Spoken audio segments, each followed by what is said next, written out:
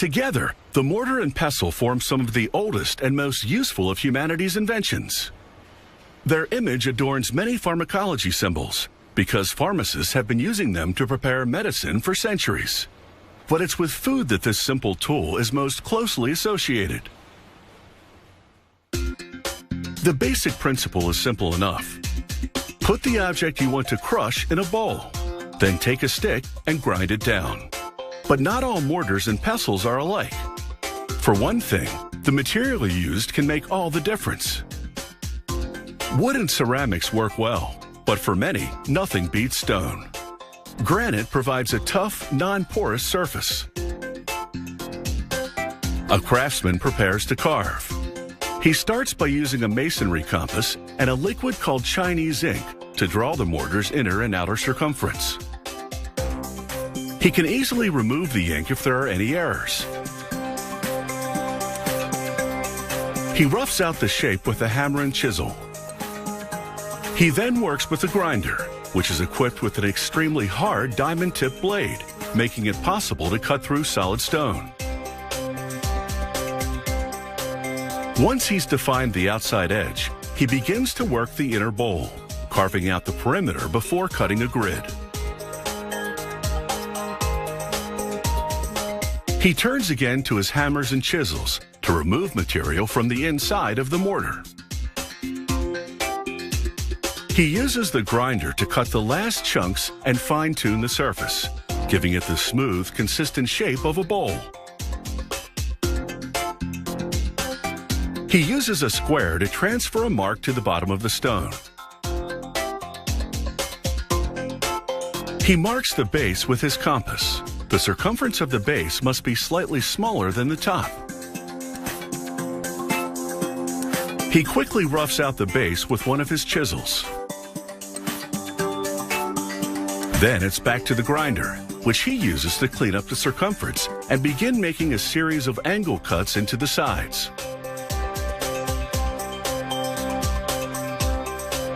With hammer and chisel, he knocks off the pieces left between the angle cuts. Thanks to years of experience, he makes it look easy. With the grinder, he works away at all of the surfaces, smoothing them to a consistent finish. One wrong move with this tool could mean being forced to start over. But this is a highly skilled artisan. More than 10 years of training make it possible for him to work with unhesitating speed and assurance, completing a finished mortar in less than an hour and a half. But of course, there's something missing. A mortar isn't much good without a pestle. Once again, working with the confident swiftness of an expert, the artisan uses his grinder to hone a chunk of granite down to the shape of a well-balanced pestle. Wide and blunt on one end and narrow enough to easily grasp on the other, the stone is perfectly calibrated to do its job.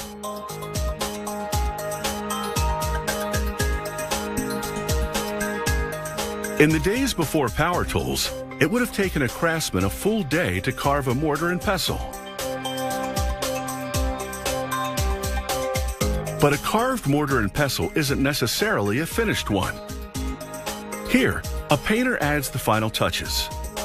Using a small brush and special varnish, he paints a lotus flower design on the lip of the mortar. He leaves the bowl itself untouched, so that no food products will mix with the varnish when crushed. He then varnishes the exterior of the mortar. The varnishing process is purely decorative. Hard stone like granite needs no protective coating to help it endure. After all, some granite has been around for millions of years. It takes just 15 to 20 minutes for the varnish to dry. And with that, the mortar is completely finished. The lotus flower design isn't the only one available. This facility produces a wide range of mortars and pestles. These mortars and pestles may be attractive, but their appearance is secondary to their function. There are few tools in a kitchen more durable or more useful than a good mortar and pestle.